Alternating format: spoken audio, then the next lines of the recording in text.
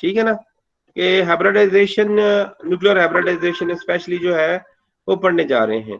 ये हाइब्रिडाइजेशन या nuclear hybridisation और इस सारी चीजों का पढ़ने का फायदा क्या है, सबसे पहले तो पता होना चाहिए ना कि उसका फायदा क्या है। तो उसका जो फायदा होता है, जब हम अपना जीन ऑफ इंटरेस्ट जो है वो किसी वेक्टर के थ्रू, जैसे प्लाज्मिड होता है, प्लाज्मिड के अंदर जो है जब हम इंसर्ट कर देते हैं, तो वो जो जो क्या उसे कहते हैं, बैक्टीरिया जो होता है जिसके अंदर इंसर्ट कर देते हैं और बैक्टीरिया के अंदर वो मल्टीप्लाई करना शुरू कर देता है। तो अब हमें पता ये करना होता है कि उसके अंदर जो है, या जो हम जिसके अंदर हमारा जीन ट्रांसफर करना चाह रहे हैं, प्लांट के अंदर करना चाह रहे हैं, बैक्टीरिया के अंदर करना चाह रहे हैं, जिस चीज के अंदर भी, एनी प्लांट के अंदर जब करना चाह रहे हैं, तो हमने डिटरमिन करना है कि आया हमारा डीएनए जो है वो किसी किसी जगह पे पहुंचा भी है कि नहीं पहुंचा। तो डिफरेंट स्टेप्स हैं। मैंने पहले भी आपको बताया था कि स्टेप वन ये भी है कि हम जब अपना जो जीन ऑफ इंटरेस्ट होता है उसको हम बैक्टीरिया के अंदर जो है ट्रांसफर करते हैं, फिर बैक्टीरिया जो है वो हमारा जीन ऑफ इंटरेस्ट लेके प्लांट के अंदर जाता है। तो इसको हम जो है डिफरेंट स्टेप्स के ऊपर चेक करते रहते हैं कि हमारा डीएनए इंटरेस्ट गया है कि नहीं गया है। तो उसका जो बेस्ट मेथड होता है, जब हमने इंसर्ट कर दिया है बैक्टीरिया के अंदर, तो फिर हम क्या करते हैं कि बैक्टीरिया से अगेन जो है हम अपना प्लाज्मिड जो है उसको एक्सट्रैक्ट कर लेते हैं, आइसोलेट कर लेते हैं। जैसे जीनोमिक डीएनए को एक्सट्रैक्ट करते हैं, इस तरह से प्लाज्मिड जो है उसको भी हम एक्सट्रैक्ट कर लेते हैं। और एक्सट्रैक्ट करने के बाद हम उसको डाइजेस्ट कर लेते हैं विद रेस्ट्रिक्शन एंजाइम। अब ये भी बात जरा आपको बतानी चाहिए कि रेजिस्ट्रेशन एंजाइम के साथ उसको क्यों करते हैं। तो जो जीन ऑफ इंटरेस्ट हमारा होता है, जिस तरह से हमने पहले जो है टीए प्लाज्मिड जो देखा था, उसमें भी दोनों साइडों पे जो है वो रिपीट जीन थे या फ्लैंकिंग एंड जो थे वो थे। उसके दरमियान में जो साइटोकिनिन और ऑक्सिन और जो है उसके जीन जो थे उसको हमने रिमूव कर दिया और उसके बाद अपना जीन जो हमने डाल दिया। तो उसके जो साइडों वाले जो फ्लैंकिंग एंड्स होते हैं या वो जो रिपीट्स होते हैं, उनका सीक्वेंस हमें पता होता है। अब वो सीक्वेंस एक स्पेशल सीक्वेंस होता है और उसको हम रिस्ट्रिक्शन एंजाइम के साथ जो है वो कट कर सकते हैं। रिस्ट्रिक्शन एंजाइम क्या होता है, जो एंडोन्यूक्लियोजेज होते हैं या वो सीजर भी, मोलेकुलर सीजर बोलते हैं, डीएनए सीजर बोलते हैं, वो क्या करते हैं पर्टिकुलर जगह ऊपर उसको कट कर देते हैं। अब वो क्या करते हैं, हमें जीन ऑफ इंटरेस्ट जो होता है उसका साइज पता होता है। हमारा जीन ऑफ इंटरेस्ट का साइज जो है वो इतने केबी का है, 2 केबी का है, 4 किलो बेस पेयर का है, 4 किलो बेस का है, या खाली 50 बेस पेयर का है या 100 बेस पेयर का है, उसका हमें पता होता है, जो हमने जीन ऑफ इंटरेस्ट जो है अपना उसके अंदर इंसर्ट किया होता है। अब हम क्या करते हैं कि उसको इंसर्ट कर, जो इंसर्ट किया होता है वेक्टर के अंदर, अब हम प्लाज्मिड को, वो जो बैक्टीरिया होता है उसमें से प्लाज्मिड आइसोलेशन का प्रोसीजर लैदा होता है और बाकी जो डीएनए का प्रोसीजर जो है वो लैदा होता है। ये अभी आपने वो प्लाज्मिड वाला नहीं पढ़ा, तो प्रोसीजर, तो प्लाज्मिड डीएनए जो है उसको हम लैदा कर लेते हैं। अब प्लाज्मिड डीएनए को लैदा करने के बाद हम रिस्ट्रिक्शन एंजाइम के साथ उसको करवाते हैं डाइजेस्ट। जब वो डाइजेस्ट हो जाता है, तो क्योंकि हमें सीक्वेंस पता होता है, वो दोनों साइडों से वहां से काटता है जहां पे हमारा जीन ऑफ इंटरेस्ट होता है, और वो जीन ऑफ इंटरेस्ट की दोनों साइडों से जब काटता है, तो हमारे पास जो जीन ऑफ इंटरेस्ट का साइज है उस साइज का हमारे पास डीएनए के फ्रेगमेंट्स आने चाहिए। वो एक प्लाज्मिड को तो नहीं काटेगा ना, हम एक प्लाज्मिड में से तो नहीं निकालते हैं, हम तो एक बल्क जो है बैक्टीरिया का उसमें से प्लाज्मिड निकालते हैं, और वो बल्क में जो प्लाज्मिड हमारे पास होते हैं उनको वो काटता है। और उनको काटने के बाद वो क्या करता है कि उनको फिर हम जेल के ऊपर जो है वो रन करते हैं। जब हम जेल के ऊपर उनको रन करते हैं, तो वो जो डीएनए, जो हमारा डिजायर डीएनए होता है जिसका हमें पता होता है, वो उसके हिसाब से वो सेपरेट हो जाते हैं on gel electrophoresis. Gel electrophoresis जैसे मैंने आपको दिखाया था, हमारे पास लैब में पड़ी हुई है, तो जेल इलेक्ट्रोफोरेसिस के ऊपर जो है वो सेपरेट हो जाते हैं। तो वो हमारा जीन ऑफ इंटरेस्ट का जो साइज होता है, उस साइज के फ्रेगमेंट भी हमें वहां पे डीएनए प्लाज्मिड के ऊपर डीएनए के मिलने शुरू हो जाते हैं। जब हमें मिलते हैं, तो अब हमें श्योर नहीं है कि ये जो जो फ्रेगमेंट इसके अंदर पड़े हुए हैं ये हमारे हैं या नहीं है, ठीक है ना। तो इसके लिए हम क्या करते हैं, डिटरमिन करने के लिए either the sequence of that fragments of which has the size of our desired DNA fragment, either sequence are also of our desire or not. So for this purpose we do nuclear hybridization. उसके लिए हम nuclear hybridisation जो है उसको फिर करके check करते हैं। साइज तो उसके अकॉर्डिंगली आ गया है कि जितने साइज का में मतलब हमारा डीएनए ऑफ इंटरेस्ट था उतने साइज का वो फ्रेगमेंट बन गया। अब कोई और जीन भी तो हो सकता है, कोई मसला भी तो हो सकता है, इसलिए हम चेक करते हैं फर्दर कंफर्मेशन के लिए। पहली कंफर्मेशन तो हो गई, अगर वो साइज उस हिसाब से आ गया तो हम कह सकते हैं कि हमारा जीन ऑफ इंटरेस्ट है। दूसरा हम कंफर्मेशन किस तरह से करते हैं कि हम फर्दर उसके ऊपर न्यूक्लियर हाइब्रिडाइजेशन किसी प्रोब, ये हो सकती है कि रेडियो एक्टिव लेबल्ड जो प्रोब होता है उसके साथ कर सकते हैं, या कोई केमिकल रिएक्शन जो है जिसमें हम एंटीबॉडीज उसके ऊपर अटैच कर दें और एंटीबॉडी के फर्दर ये प्राइमरी एंटीबॉडीज के बाद सेकेंडरी एंटीबॉडीज अटैच कर दें और वो जो है वो ग्लो करना शुरू कर दें ये कलर। तो ये नॉन रेडियो एक्टिव मेथड है जिसमें कलर आता है, और वो जो रेडियो एक्टिव मेथड है उसके अंदर क्या होता है कि वो ग्लो करता है।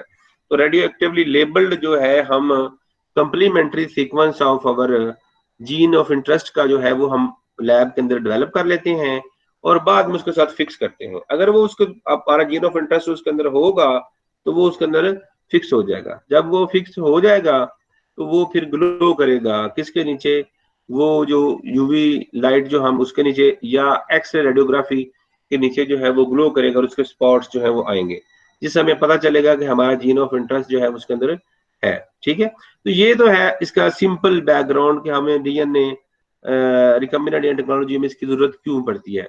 अब जरा हम डिटेल में चलते हैं न्यूक्लियर हाइब्रिडाइजेशन के क्या कैसे कैसे ये चीजें जो है वो हो सकती हैं। तो उसके लिए ये प्रेजेंटेशन जो है मैं अगेन करने लगा हूँ। अब आपको मेरा ख्याल है ये प्रेजेंटेशन नजर आ रही होगी हाइब्रिडाइजेशन वाली, आ रही है? अगर कोई मसला होगा तो फिर आप मुझे बताएंगे। अगर मेरी स्क्रीन नजर ना आए तो आपने माइक ऑन करके मुझे बताना है, मुझे वैसे आइडिया नहीं होगा चैट पे। नो सर नहीं आ रही। सर नहीं आ रही, किसी को भी नजर नहीं आ रही? नो सर नहीं नजर आ रही। स्क्रीन शो नहीं हो रही। अच्छा चलिए मैं देख लेता हूँ। सर नहीं आ रही।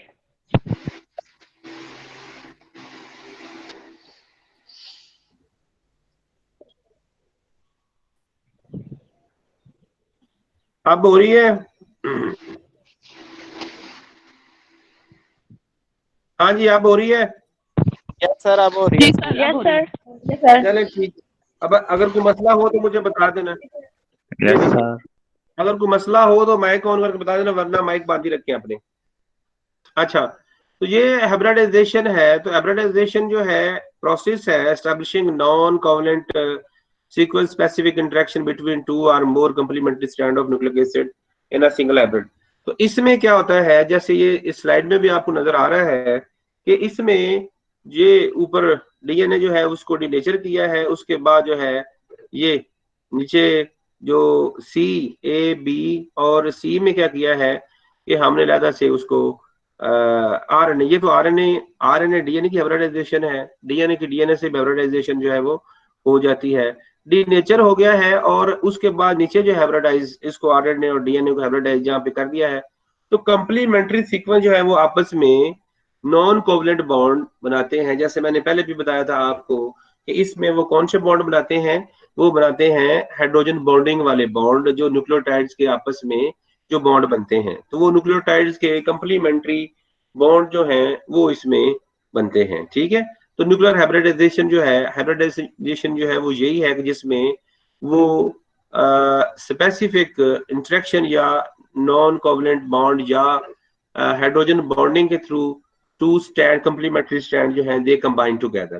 तो वो दो जो है वो स्टैंड जो है वो कंबाइन करते हैं। आगे इसका प्रिंसिपल लिखा हुआ है, single stranded DNA molecule recognize and specifically bind to a complementary DNA strand in a mixture of other strands। तो ये मिक्सचर ऑफ स्टैंड में डेफिनेटली कंप्लीमेंट्री स्टैंड जो होगा वो ही उसके साथ आके कंबाइन करेगा। एक मिक्सचर ऑफ स्टैंड है, डेफिनेटली जब वो वहां पे पड़ा हुआ है तो डीनेचरेशन जब हमने की है तो उसमें बहुत सारे और भी डीएनए होंगे, तो वो सिर्फ और सिर्फ जो कंप्लीमेंट्री हमारा डीएनए होगा वो इसके साथ आके बाइंड करेगा। ठीक है। अच्छा, बेसिक इसका जो प्रोसीजर है उसमें देख लें। Single stranded target DNA is bound to a membrane. ये एक बड़ी इंपॉर्टेंट बात है कि जो हमारे पास सिंगल स्टैंडर्ड जो डीएनए है, अब ये भी बताने वाली बात है कि हमारे पास जो डीएनए है सबसे पहले हम उसको क्या करते हैं, हम लेके जाते हैं एक मेम्ब्रेन के ऊपर। नाइट्रोसेलुलोज की एक मेम्ब्रेन होती है, जब उसके ऊपर डाल देते हैं तो डीएनए उधर ट्रांसफर हो जाता है। जब उसके ऊपर ट्रांसफर हो जाता है तो फिर हम उसको फिक्स कर देते हैं।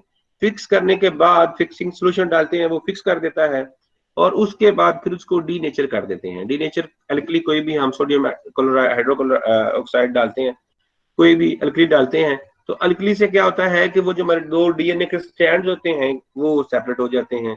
तो जो सिंगल स्टैंडर्ड सेपरेट जो हो जाते हैं, ये वो स्टेप लिखा हुआ है।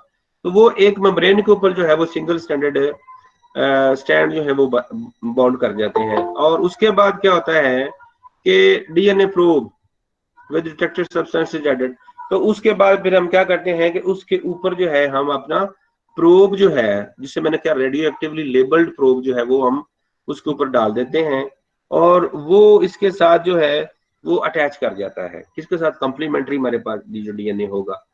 और अगले स्टेप पे क्या होता है कि ये ग्लो करेगा। न्यूक्लियोटाइड जो है दे विल ग्लो, तो they will glow under the X-ray जो रेडियोग्राफी है या यूवी लाइट, जो उसके ऊपर जिस तरह से हम प्रोसीजर करेंगे उस तरह से ये ग्रो करेगा। ये उसका बेसिक जो प्रोसीजर है कि हम उसको मेम्ब्रेन के ऊपर लेके जाएंगे, मेम्ब्रेन के ऊपर उसको डीनेचर करेंगे, और डीनेचरेशन के बाद उसको कंप्लीमेंट्री वो लगेगा, और उसके बाद उसको हम ऑब्जर्व करेंगे अंडर एक्सरे रेडियोग्राफी टेक्निक, या वो जो एक्सरे रेडियोग्राफी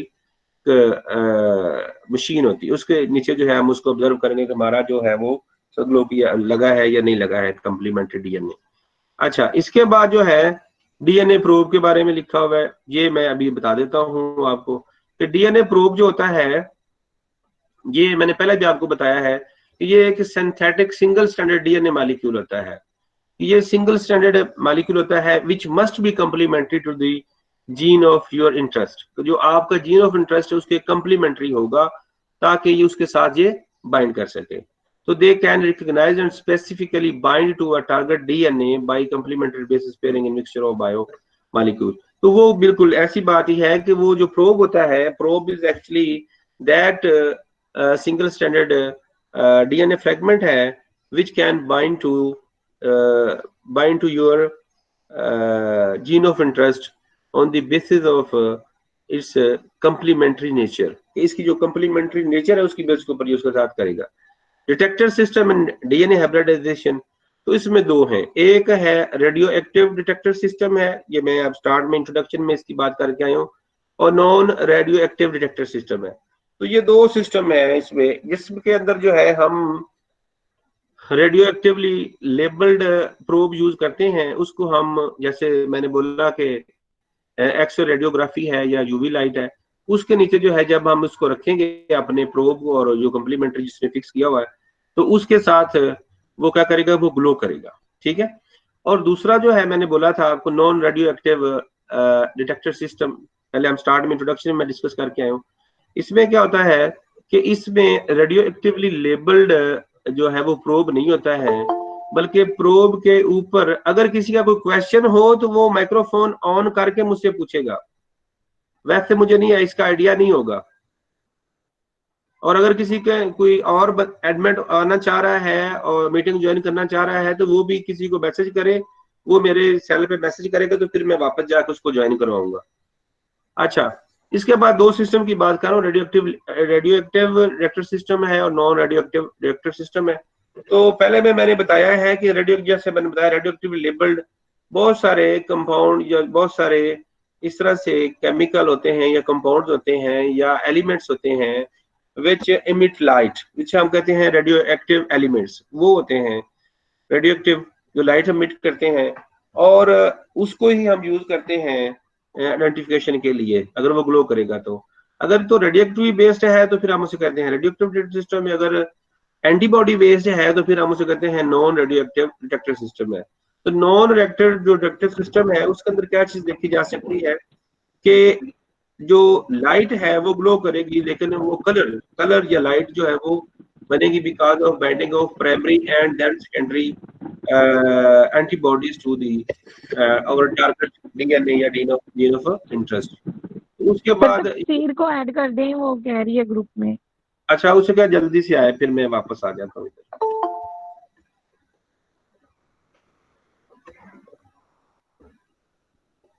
ये हो गई, चले हो गई।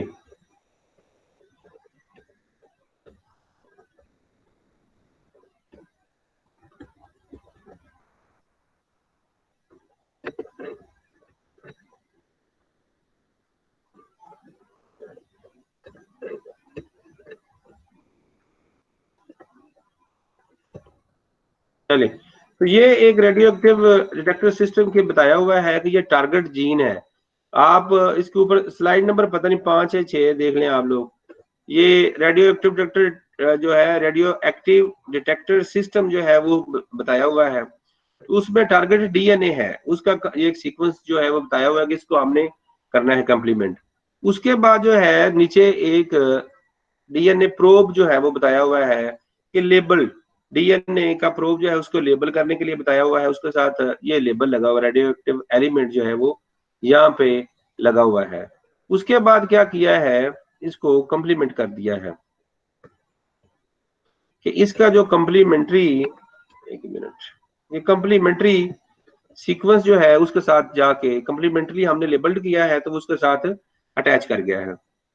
जब अटैच करेगा तो इसको डेफिनेटली हम ग्लो भी करवा सकते हैं उसके नीचे। तो ये जो सिस्टम है जिसके अंदर जो न्यूक्लियोटाइड्स जो है उनको हम रेडियो एक्टिवली लेबल कर लेते हैं, उसको हम कहते हैं कि ये रेडियो एक्टिव डिटेक्टर सिस्टम है, कि उसको रेडियो एक्टिव एलिमेंट के थ्रू जो है हम डिटेक्ट कर रहे हैं अपना जीन ऑफ इंटरेस्ट को।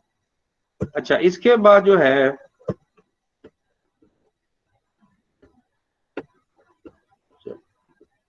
Non radio active detector system है।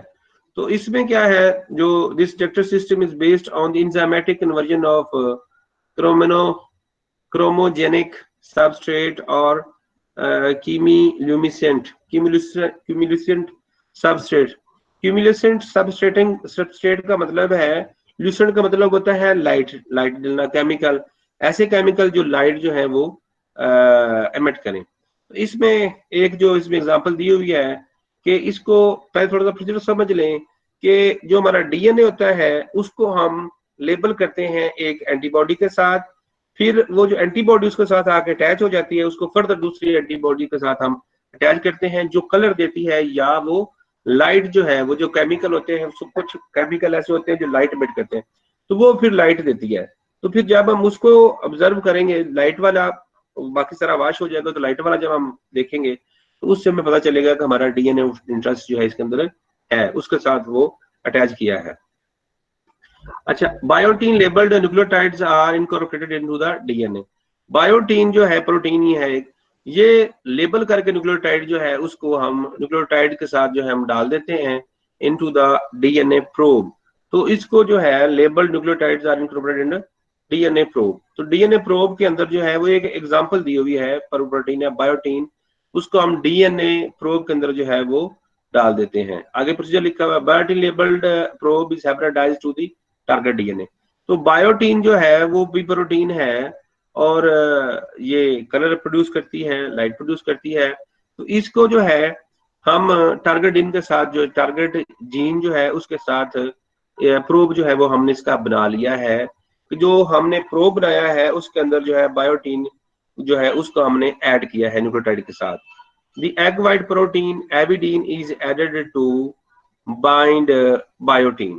ये बात इंपॉर्टेंट है कि इसके साथ जो है फिर हम क्या करते हैं कि वो जो कोई भी सोल्यूशन होगा उसके अंदर क्या करेंगे हम, एविडीन जो है वो उसके अंदर ये कैपेसिटी है कि it can bind to the biotin. Biotin के साथ जो है एविडीन जो है वो ऐड कर जाती है। Then biotin labelled enzyme such as alkaline phosphatase is added to the attached avidine.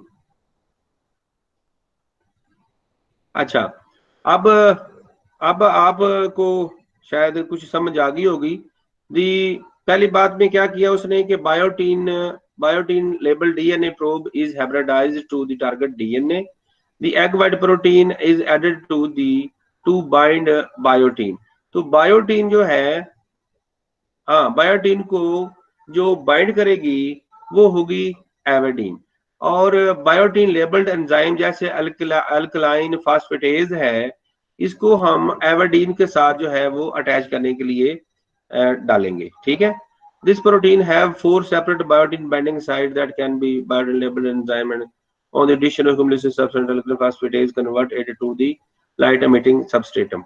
अच्छा, इसमें जो है आप जरा इसमें देख लें कि जो हमारे पास biotin labelled enzyme sorry biotin labelled probe के अंदर जो है हमने डीएनए के अंदर हमने बायोटीन जो उसको ऐड किया हुआ है, और जो एग वाइट एवेडीन है उसको फिर हम टारगेट जीन जो है पहले जो उसके ऊपर जो है हम उसको टारगेट जीन के ऊपर डालेंगे, और उसके बाद जो है जो the biotin labeled enzyme alkaline phosphatase is added to attach avidine। तो एवेडीन जो है वो किसके साथ लगी हुई है? एवेडीन लगी हुई है जो हमारा जो न्यूक्लियोटाइड जो जीन ऑफ इंटरेस्ट है उसके साथ जो है वो एवेडीन जो है वो लगी हुई है। अब ये जो अल्कलाइन फास्फेटेज है, ये एंजाइम है, ये ही अटैच करेगा किसके साथ? ये एवेडीन के साथ जो है बायोटीन को अटैच करेगा। जब एवेडीन और बायोटीन आपस में मिल जाएंगे तो they will produce light chromogenic substance red colour is produce. तो इसमें क्या होगा? हाँ, तो इससे लाइट जो है वो प्रोड्यूस होगी। इसको जरा समझ लें, एक दफा दोबारा मैं बोल रहा हूँ कि बायोटीन जो है वो तो है हमारा जो प्रोब है उसके अंदर, और एविडीन जो है वो हमने टारगेट जीन जो है उसके अंदर डाली हुई है। अब बायोटीन एविडीन के साथ अटैच हो जाएगी तो एक लाइट या कलर जो है वो इसका प्रोड्यूस होगा। ठीक है, वो कलर जो है इसका प्रोड्यूस होगा। अब वो कैसे प्रोड्यूस कर सकते हैं हम? उसको हम अटैच करेंगे अल्कलीन फास्फेटेज जो है उसके साथ, जब हम अटैच करवाएंगे एविडीन के साथ बायोटीन को तो फिर वो लाइटफुल जो है वो बन जाएगी। इस बात की मेरा ख्याल आपको समझ आ गई होगी। टारगेट डीएनए में जो हमारा है उसके अंदर बायोटीन है और एविडीन जो है वो सॉरी नहीं उलट हो गया, जो हमारा प्रोब है उसके अंदर जो है बायोटीन है, तो टारगेट जीन के ऊपर जो है एविडीन लगी हुई है, और वो दोनों अटैच अगर होंगे अल्कलाइन फास्फेटेज के साथ तो फिर उसमें अल्कलाइन फास्फेटेज जो है इसको लाइट एमिटिंग सबस्ट्रेट में जो है सबस्ट्रेट जो है उसके अंदर जो है वो कन्वर्ट कर देगी। समझ आ गई आपको? अच्छा, ये तो एक बात है जिससे ये क्या होगा कि ये लाइट एमिटिंग में कन्वर्ट हो जाएगा। अगर हम अल्कलाइन फास्फेटेज की जगह के ऊपर पर ऑक्सीडेज जो है वो एंजाइम अगर हम इसके अंदर डालें एवेडीन और बायोटीन की जो कंबाइन करने के लिए, ये कंबाइन होने के बाद तो ये फिर जो है वो कलर जो है वो प्रोड्यूस करेगा, added colour produce which can be measured. तो ये जो है फिर कलर जो है वो प्रोड्यूस करेगा। दो चीजें समझ में आपके आ गई होंगी कि ये जो non radio active reactor system है इसमें एक है लाइट प्रोड्यूसिंग और दूसरा है कलर प्रोड्यूसिंग। तो जो लाइट प्रोड्यूसिंग है उसमें हम एवेडीन और बायोटीन एंजाइम की कंबाइन करने के लिए या कंबाइन के लिए हम एंजाइम करते हैं यूज अल्कलाइन फास्फेटेज, तो फिर उसमें लाइट जो है वो एमिट होती है। दूसरा कौन सा प्रोसीजर है? दूसरा प्रोसीजर ये है कि अगर हम उसकी जगह पे फास्फेटेज एंजाइम है ना, एंजाइम की जगह पर ऑक्सीडेज एंजाइम अगर हम यूज करें तो फिर उससे कलर जो है वो प्रोड्यूस होगा, जिससे पता चलेगा हमारा रीजन ऑफ इंटरेस्ट उसके अंदर है या नहीं है। अच्छा, ये इसके अंदर जो है वो सारा आगे बताया हुआ है। न्यूक्लिक एसिड किस तरह से हम डिटेक्ट कर सकते हैं, रेप्लिकेट विद बायोटिनालेड, ये उसने बायोटीन इसके अंदर जो है वो ऐड करके ये बना लिया है। इसको क्या अपना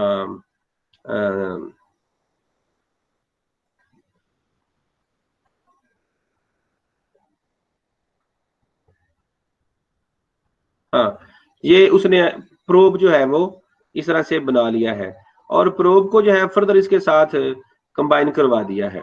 अब ये कंबाइन करने के बाद ये प्राइमरी हमने एविडीन बोला था, नहीं हाँ एविडीन बोला था, नहीं ये उलट हो गया, थोड़ा सा उलट हो गया है।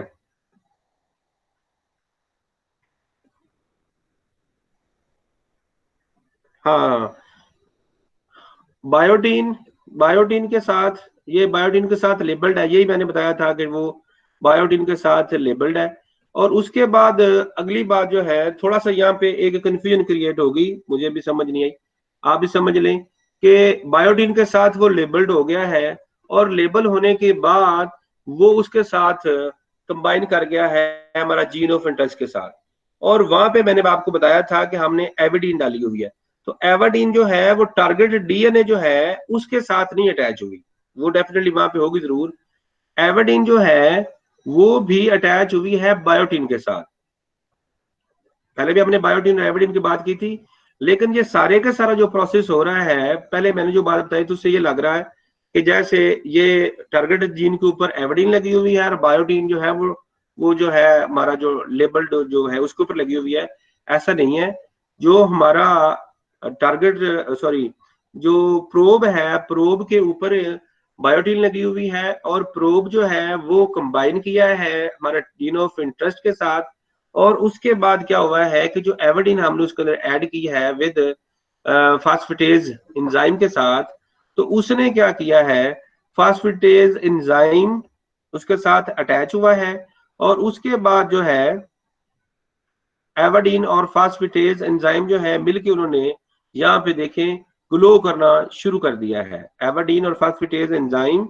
और ये जो है एविडीन जो है वो उसके साथ अटैच हुई है और उसने ग्लो करना शुरू कर दिया है। समझ आ गई आपको मेरी बात?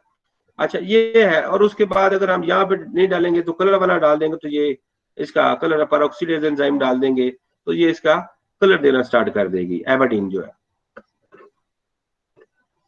अच्छा आपको बात समझ आ गई? अब मैं आगे जा रहा हूँ।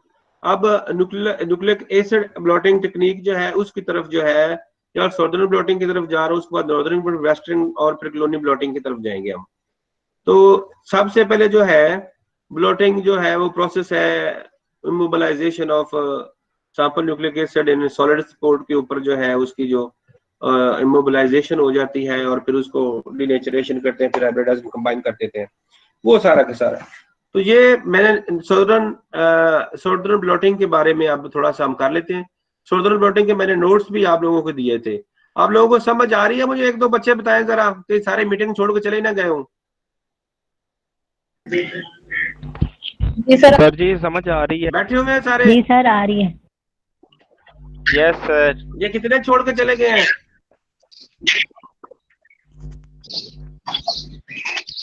अच्छा चले सर सर आ रही है। अच्छा चले ठीक है। सॉर्दर्न ब्लॉटिंग की बात करते हैं। तो सॉर्दर्न ब्लॉटिंग में जो मैंने सर आपको कितना रह गया लेक्चर अभी काफी लंबा है, तो सर जी बहुत मुश्किल है क्या तो सिलेबस बहुत है लेक्चर सर। वो बस इस सॉर्दर्न ब्लॉटिंग तो मैंने पहले भी पढ़ाया ही हुआ है आप लोगों को। ठीक है सर करेंगे। सर आप सॉर्दर्न ब्लॉटिंग जो है बस अब समझ लें, बस थोड़ा सी बात समझ लें आप। सॉर्दर्न ब्लॉटिंग वाली स्लाइड नजर आ रही सबको? जी सर। चलो ठीक है। Yes sir. सॉर्दर्न ब्लॉटिंग में आप देखें कि वो जो डीएनए है, ये डीएनए का बनाया हुआ है, ये जब मैं कर्सर ऑन करता हूँ वो आपको नजर आता है ये कर्सर भी? यस आपको सर। थोड़ा थोड़ा आता है। यस सर नहीं, आता है सर। जब मैं कर्सर हिलाता हूँ तो आपको नजर आता है? यस सर इस टाइम आप डीएनए पे जी सर आता है। बस ठीक है, बस वही समझ रही है। अच्छा तो ये जो है, ये जो यहाँ पे डीएनए बना हुआ है, लो भी ये जो डीएनए बना हुआ है इसको फिर उन्होंने रिस्ट्रिक्शन एंजाइम के थ्रू जो है वो क्लीव किया है। क्लीव करने के बाद, जिस तरह मैंने आपको पहले बताया था सॉर्दर्न ब्लॉटिंग या डीएनए स्टार्ट में मैंने इंट्रोडक्शन में बताया था कि हमारा जीन ऑफ इंटरेस्ट जब उसके अंदर होता है तो प्लाज्मिड को जो है हम रिस्ट्रिक्शन एंजाइम के थ्रू जो है वो कट कर लेते हैं। तो वो हमारा जो जो हमारा उसको सिर्फ साइट का पता होता है, रिस्ट्रिक्शन एंजाइम को प्लिंड्रोमिक सीक्वेंस तो खैर होता है, एक खास प्लिंड्रोमिक सीक्वेंस होता है, ये रिस्ट्रिक्शन साइट होती है, वो वहां से कट करता है, और उसके दरमियान जो है जहां जहां वो साइड होगी वहां से वो कट कर देगा। उसके दरमियान में जो है फ्रेगमेंट लंबे साइज का भी हो सकता है और छोटे साइज का भी हो सकता है, वो नहीं मैटर करता, उसने सिर्फ रेजिस्टेंस साइड को जो है वो देखना है। अब एक जो जीनोम है या एक प्लाज्मिड है उसके अंदर एक से ज्यादा जो है वो रिस्ट्रिक्शन साइट एक भी एंजाइम किसी एंजाइम की हो सकती है। हमारा जीन ऑफ इंटरेस्ट जो है जहां से हम कट करेंगे डेफिनेटली वो तो होगा, लेकिन उसके साथ और भी हो सकता है।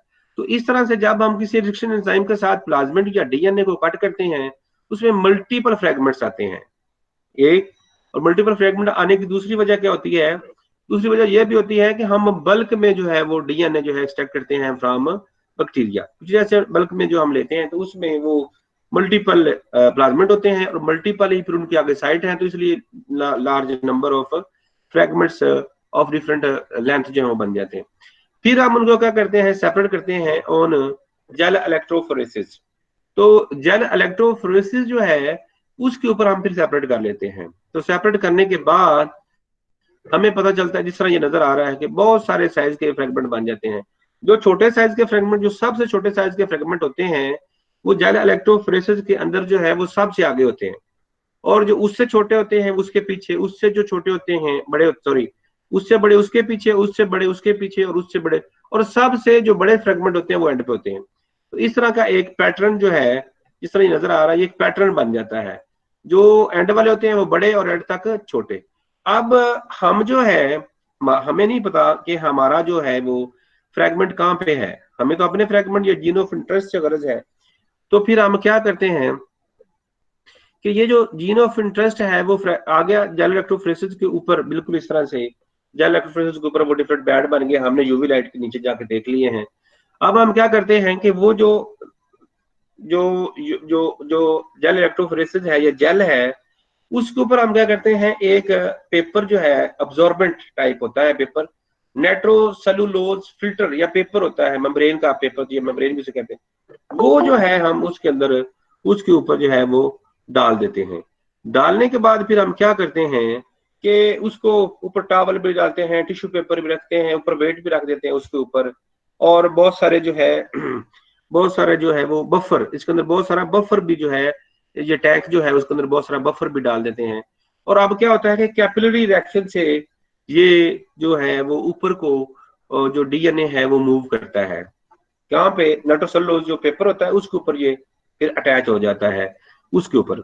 जब वो अटैच हो जाता है तो फिर हम एक और एंजाइम जो है, सॉरी एंजाइम नहीं, हम बफर डालते हैं, फिक्सिंग बफर उसको बोलते हैं। वो जो हमारा डीएनए मेम्ब्रेन के ऊपर या नाइट्रोसेलुलोज फिल्टर के ऊपर शिफ्ट हो जाता है उसको वो वहां पे फिक्स कर देता है। ठीक है, अब सारा वेट और सारी चीजें हटा देते हैं और हम ले लेते हैं वो जो शीट या फिल्टर या प्लेट या मेम्ब्रेन जिसके ऊपर वो हमारा डीएनए जो है वो लग जाता है। अब हम फिक्स कर देते हैं उसको, फिक्सिंग के ऊपर डाल के, फिक्सिंग बफर के अंदर डाल के थोड़ी देर के लिए करने के बाद फिर हम क्या करते हैं, हमारा डीएनए जो है वो शिफ्ट हो गया, ट्रांसफर हो गया उस मेम्ब्रेन के ऊपर। अब हम क्या करते हैं कि अब हम उसको किसी अल्कली के साथ जो है हम ट्रीट कर लेते हैं। अल्कली, मैंने सोडियम हाइड्रोक्साइड की बात पहले भी की है। तो वो जो सोडियम हाइड्रोक्साइड है वो क्या करता है कि वो अब हमारा डीएनए खाली नहीं होगा, हमारा डीएनए ऑफ इंटरेस्ट नहीं होगा, वो सारे का सारा पैटर्न ही उसके ऊपर ट्रांसफर हो चुका होगा।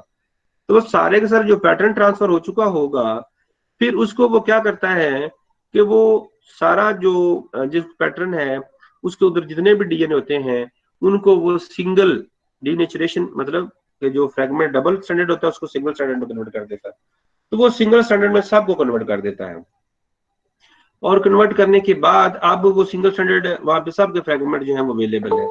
और अब हमें पता नहीं है कि वो सिंगल स्टैंडर्ड फ्रेगमेंट जो है वो किसके साथ लगा हुआ है। ठीक है, अब हम क्या करेंगे कि ये जो सिंगल स्टैंडर्ड फ्रेगमेंट है इसको हमने अपना जीन ऑफ इंटरेस्ट वाला जो है वो चेक करना है। तो उसके लिए हम क्या करेंगे, हम जो आर्टिफिशियली जो हमने लैब के अंदर जो रेडियो एक्टिवली लेबल्ड जो प्रोब जो है वो हमने बनाया हुआ है, अब हम उसको उसके साथ अटैच कर देंगे। क्या करेंगे, हम उसके साथ ऊपर डाल देंगे, उसको एक सोल्यूशन लेंगे, सोल्यूशन के अंदर वो सारे डालेंगे और अपनी जो मेम्ब्रेन है वो भी उसके अंदर डाल देंगे और उसको 2 घंटे के लिए इनक्यूबेट कर देंगे 80 डिग्री सेल्सियस पे ऊपर 2 घंटे के लिए रख देंगे, ताकि जो उसकी कंप्लीमेंट्री जो हमारा प्रोब है वो हमारे डीएनए ऑफ इंटरेस्ट के साथ जो है वो हाइब्रिडाइज कर दे। अब वो क्या करता है, उसके साथ हाइब्रिडाइज कर देता है, और उसकी हाइब्रिडाइजेशन के बाद क्या होता है कि हाइब्रिडाइज जब कर जाता है तो हाइब्रिडाइज करने के बाद अब हम उसको वॉश कर देते हैं। अब वॉश कर देते हैं, वॉश करने से क्या होता है कि जो एक्स्ट्रा हमारा जो उसके ऊपर डीएनए होता है या प्रोब होता है जो अटैच कंप्लीमेंट्री डीएनए के साथ अटैच नहीं होता, वो सारे का सारा वहां से रिमूव हो जाता है। अब हम क्या करते हैं, हमें देखने से तो नहीं पता चलता, अब हम क्या करते हैं कि वो जो फिल्टर है या जो मेम्ब्रेन होती है, हम इस तरह से भी कर सकते करते हैं कि इसके ऊपर जो है हम एक्सरे फिल्म, एक्सरे जो है वो रख देते हैं। जो फिल्म होती है एक्सरे फिल्म जो है, नाइट्रोसेलुलोज पेपर जो है उसके ऊपर हम जो है वो रख देते हैं, क्या उसे कहते हैं, जो एक्सरे फिल्म होती है वो रख देते हैं। जब एक्सरे फिल्म उसके ऊपर रख देते हैं तो वो ग्लो करता है। जो हमारा रेडियो एक्टिव जो लेबल्ड प्रोब होता है, तो ग्लो करने से क्या होता है, उसके ऊपर जो है वो स्पॉट आना शुरू हो जाते हैं व्हाइट कलर के, जिससे हमें पता चल जाता है कि हमारा जो जीन ऑफ इंटरेस्ट है वो उसके अंदर है। अगर वो उसके ऊपर ग्लो नहीं करेगा और स्पॉट्स नहीं आएंगे तो हमें ये पता चलेगा कि इसके अंदर हमारा जीन ऑफ इंटरेस्ट जो है वो नहीं है। ठीक है, हमारा जीन ऑफ इंटरेस्ट इसमें नहीं है। ठीक है, अगर वो उसके अंदर ग्लो करेगा तो हमें पता चलेगा कि हमारा जीन ऑफ इंटरेस्ट इसमें है। ठीक है, समझ आ गई आपको मेरी बात? तो जीन ऑफ इंटरेस्ट हमारा उसमें नजर आना शुरू हो जाएगा। फिर हम क्या करते हैं, ये एक इंपॉर्टेंट बात है, क्वेश्चन जरा दिमाग में जरा डाल लीजिएगा। अब हमें पता चल गया है कि इस तरह एक पैटर्न बना हुआ, जो हमने देखा इस तरह से पैटर्न बना हुआ है। पैटर्न जब बना होता है तो हमें पता चल गया कि हमारा जीन ऑफ इंटरेस्ट है इसमें, तो हम तसल्ली रख लेते हैं कि जो हमने बैक्टीरिया रखे हुए उसमें हमारा जीन ऑफ इंटरेस्ट उसमें ट्रांसफर हो चुका हुआ है। ठीक है, ये हम उसको आगे फिर प्रोसेस जो है उसको चलने देते हैं कि वो फर्दर प्लांट को इन्फेक्ट करे या जिस तरह भी है हम उसको करने देते हैं। अच्छा, अगर हमने अपना जीन ऑफ इंटरेस्ट को नहीं नहीं, ये फिर बात आपको समझ से बाहर हो जानी है। चलें, यहां तक सबको समझ आ गई है? सॉदर्न ब्लॉटिंग की समझ आ गई सबको? Yes sir. चलें, अभी क्वेश्चन किसी का कोई है?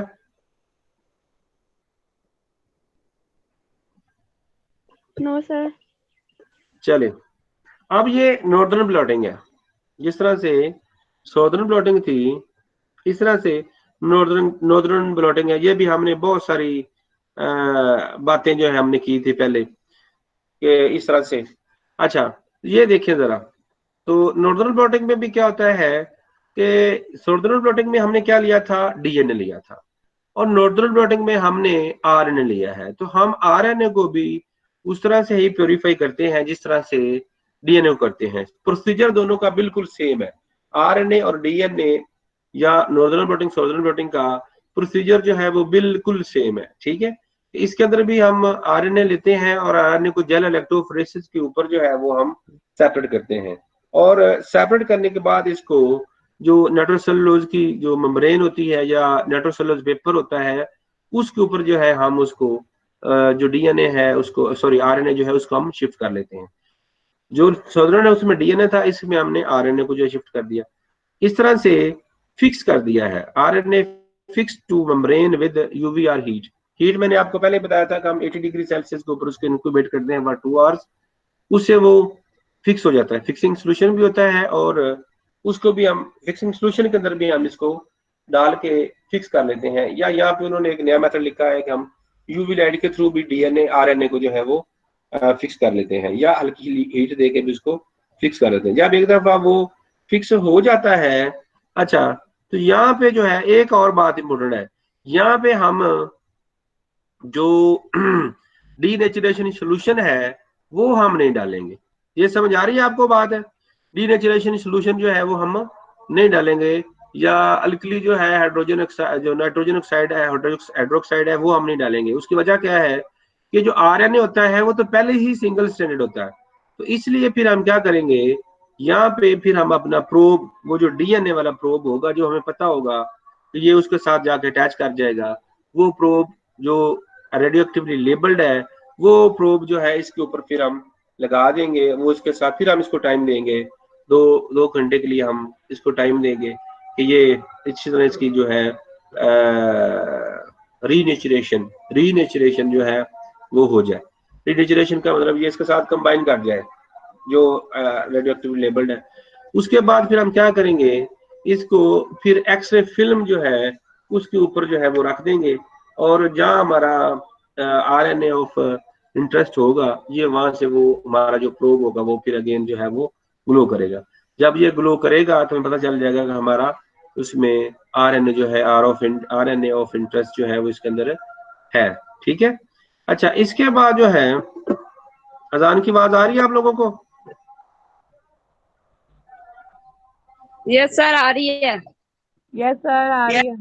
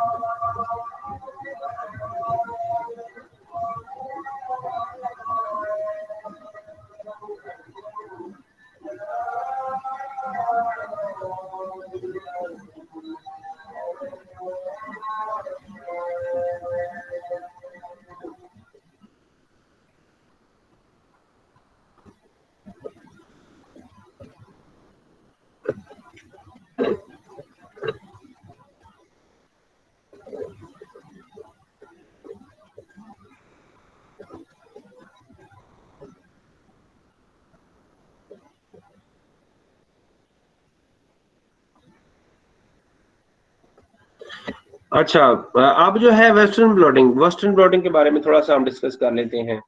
अच्छा, वेस्टर्न ब्लॉटिंग जो है वो भी उसी तरह से ही है जिस तरह से साउदर्न और नॉर्दर्न ब्लॉटिंग है। इसमें हम क्या करते हैं कि हम अपनी जो इंटरेस्ट की जो प्रोटीन होती है उसको हम यहाँ पे करते हैं कि वो हमारी जो प्रोटीन है वो हमारी इसके अंदर ट्रांसफर हुई है या नहीं हुई है। इसके अंदर हम सिर्फ हमारी जो प्रोटीन होती है उसको डिस्कस। इसकी एक और भी बात है, जब हमने DNA डाला तो हम DNA को चेक किया, उसको RNA बना है तो फिर हम RNA को करेंगे, जिस तरह हाइब्रिडाइजेशन जो हमने नॉर्दर्न की बात की है। अगर हमारा जो जीन ऑफ अगर हमारा जो जीन ऑफ इंटरेस्ट है वो उसकी ट्रांसक्रिप्शन हो गई है तो उससे RNA बन जाएगा। अगर उस RNA से जो ट्रांसक्राइब्ड RNA है उससे अगर प्रोटीन बनेगी तो फिर हम प्रोटीन को भी डिटरमिन कर लेंगे। जब प्रोटीन को सब तीनों स्टेप्स के हम डिटरमिन करने के बाद हम कहेंगे कि हमारा जो जीन ऑफ इंटरेस्ट है वो इसके अंदर वो जो है वो ट्रांसफर हो गया है। ठीक है। अच्छा, ये सारी बात समझ में आपके आगे होगी। अब हम क्या करते हैं कि वेस्टर्न ब्लॉटिंग में हम प्रोटीन जो है उसको डिटेक्ट करते हैं। प्रोटीन और जो पहले हमने दो बातें की, जेल इलेक्ट्रोफोरेसिस की हमने 2 बातें की हैं, उसमें कॉमन जेल होती है उसको हम रन करते हैं। प्रोटीन में हम स्पेसिफिक या स्पेशलाइज्ड जेल होती है जिसको हम पेज भी आमतौर पे SDS पेज बोलते हैं। पॉलीएक्रिलामाइड जेल होती है, उसमें तो जेल इलेक्ट्रोफोरेसिस एग्रोज जेल होती है, इसमें पॉलीएक्रिलामाइड जेल होती है जिसके पोर जो है वो कंपैरेटिवली उससे कम होते हैं, और इसमें सेपरेशन ऑफ प्रोटीन जो है वो इजी होती है। तो इसमें क्या होता है कि प्रोटीन जो है वो सेपरेट हो जाती है किसके ऊपर, जेल के ऊपर। जब प्रोटीन सेपरेट हो जाती है जेल के ऊपर तो अगेन फिर हम ट्रांसफर मेम्ब्रेन जो है उसके ऊपर रखते हैं, फिर फिल्टर पेपर रखते हैं, फिर उसके ऊपर कोई वेट रखते हैं, कोई सपोर्ट रखते हैं, सपोर्ट वेट, वही अगेन वो सारे स्टेप्स करते हैं कि हमारा जो gene of protein of interest है वो जो है उसके ऊपर मूव कर जाए। जब वो मूव कर जाती है तो फिर हम क्या करते हैं, ये इसका इम्यूनो डिटेक्शन है। हम इम्यून में जब है ना इम्यून की बात करते हैं तो एंटीजन एंटीबॉडीज के हमारे दिमाग में इम्यूनो सिस्टम जो होता है ना उसके हमारी बॉडी बातें आती है दिमाग में कि इम्यूनो से मुराद है इम्यून सिस्टम में क्या होती है, एंटीजन और एंटीबॉडी। अच्छा, अब हम क्या करते हैं कि वो प्रोटीन जो है उसके ऊपर जो है वो ट्रांसफर कर जाती है। जब ट्रांसफर कर जाती है तो हम क्या करते हैं कि उसको फिर जो प्रोटीन होती हैं उसको हम डिटेक्ट करते हैं। हम स्पेशल टाइप की प्रोटीन जो है उनको एलाइजा भी आपने सुना होगा, इस तरह से होता है। उसमें हम क्या करते हैं कि स्पेशल टाइप ऑफ एंटीबॉडी जो है वो जो which can bind to special type of protein, जो बैंड होते हैं प्रोटीन के उनको ही वो जो है वो बाइंड कर सकती हैं। तो वो एंटीबॉडी जो हैं, स्पेशल टाइप की एंटीबॉडीज जो हमें उसका पता नहीं चलता है, वो जो स्पेशल टाइप की एंटीबॉडीज होती हैं हम उसके ऊपर वो डालते हैं। डालने के बाद वो जो लिटिल बिट डिनेचर्ड एंड रीनेचर्ड जो प्रोटीन होती हैं उसके साथ वो जाके एंटीबॉडीज जो हैं वो बाइंड कर जाती हैं। और फिर हम क्या करते हैं कि कोई ये जो पहली दफा जो प्रोटीन के साथ एंटीबॉडीज हमने डाली हैं और वो जाके अटैच की हैं, उसको हम कहते हैं, ये हैं प्राइमरी एंटीबॉडीज। ठीक है, अगली ये स्लाइड पे आप देखें, ये हैं प्राइमरी एंटीबॉडीज। ठीक है, अब ये प्रोब विद बर्टिनालेटेड बाल्ट प्रोटीन, तो इसके साथ हमारा जो है वो ये है हमारी जो हमने डिटेक्ट करनी है, और इसके ऊपर जो है ये प्राइमरी प्रोटीन है, या जिसके साथ प्रोब जो लगा हुआ है, क्योंकि प्रोटीन के साथ जो है वो एंटीबॉडी प्रोटीन ही जाके वो अटैच हो सकती है। तो इसलिए प्रोटीन को प्रोटीन के साथ जब अटैच होनी है तो हमने क्या किया है कि इसके साथ हमने इसको लेबल कर दिया है, ये प्रोब है, इसको हमने लेबल किया हुआ है प्रोटीन को। ये प्रोटीन जाके उसके साथ लगी है विच इज एंटीबॉडी, ये प्राइमरी एंटीबॉडी है जो इस प्रोटीन के साथ जाके लगी है। अब इसको हमने डिटेक्ट करने के लिए हमने एक और सेकेंडरी एंटीबॉडी, ऐसे सेकेंडरी एंटीबॉडी जो है वो हमने इसके अंदर ऐड की है। तो सेकेंडरी एंटीबॉडी जो होती है ये क्या करती है, ये जो प्राइमरी एंटीबॉडी होती है उसको जाके ये अटैच करती है, और अटैच करने के बाद एक स्पेशल टाइप ऑफ कलरेशन दे सकती है या स्पेशल टाइप ऑफ ग्लो दे सकती है। अगर हमने उसको रेडियो एक्टिवली अगेन लेबल किया हुआ है तो वो क्या करेगी कि वो जाके वहां पे अगेन वो ग्लो करेगी। अगर हमने उसको किसी दूसरे करवाए हुए हैं एंटीबॉडी, तो वो एंटीबॉडी वो डिफरेंट कलर देगी।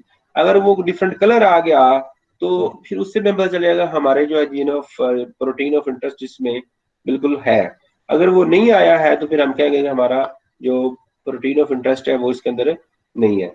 और दूसरा, अगर हम उसका कलर चेंज हो गया तो उससे भी पता चल जाएगा कि इसके अंदर हमारा जो प्रोटीन ऑफ इंटरेस्ट है वो इसके अंदर है। तो ये इसका सिंपल सा प्रोसीजर होता है, जिसमें जो हमारा जो प्रोटीन होती है उसको थोड़ा सा हम डीनेचर करते हैं। प्रोटीन के अंदर भी बहुत सारे कोडोन्स वगैरह होते हैं, तो उसको भी हम अटैच करते हैं, डीनेचर कर देते हैं, और उसको फिर डीनेचर्ड जो प्रोटीन होती है उसको हम एंटीबॉडी के साथ अटैच करवाते हैं। खास तरह की एंटीबॉडी होती है, वो जो सीक्वेंस होता है उसके अकॉर्डिंगली वो जाके वहां पे अटैच कर जाती हैं। जब वो अटैच कर जाती हैं तो फिर दोबारा जो है उन्हीं एंटीबॉडीज को अगेन चेक करने के लिए कि वो उसके ऊपर गई हैं या नहीं गई हैं, हम दोबारा से सेकेंडरी एंटीबॉडीज उसके अंदर ऐड करवाते हैं, which either glow or do form a color. On the basis of color or the glow of that particular portion, we can observe or we can say that our gene, or no, so our protein of interest is also present in that gel electrophoresis SDS polyacrylamide gel. Our polyacrylamide gel also has our protein of interest. चलें, तो ये dot blotting जो है वो हमने इसमें से नहीं करनी है, क्लोनी ब्लॉटिंग रह गई है, और मैं कर ही लें क्लोनी ब्लॉटिंग भी नो सर, कर लेंगे। नो सर, चलें ठीक है, नो सर रहने दें। चलें ठीक है फिर हम नहीं करते हैं। No sir, mobile thank you sir. चलें, थैंक यू सर। और कितने बच्चे आए आज अटेंडेंस? 30। मनूर आई आज क्या मनूर नहीं आई? सर सिलेबस बहुत ज्यादा हो रहा है।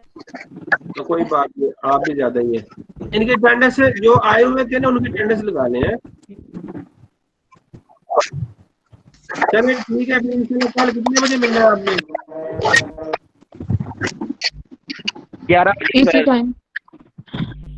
चलो ठीक है, ओके लव।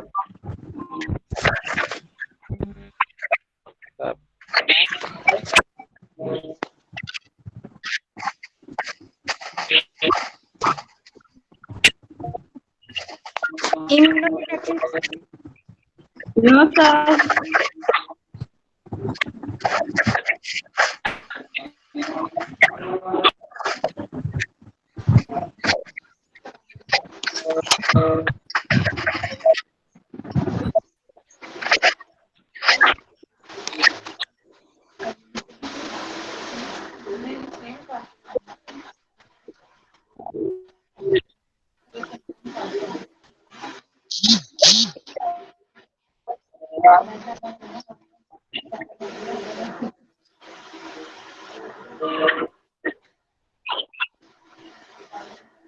सर आपको बात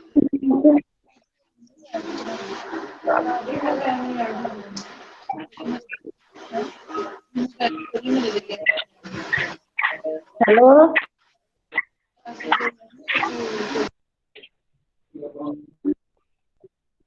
हेलो सर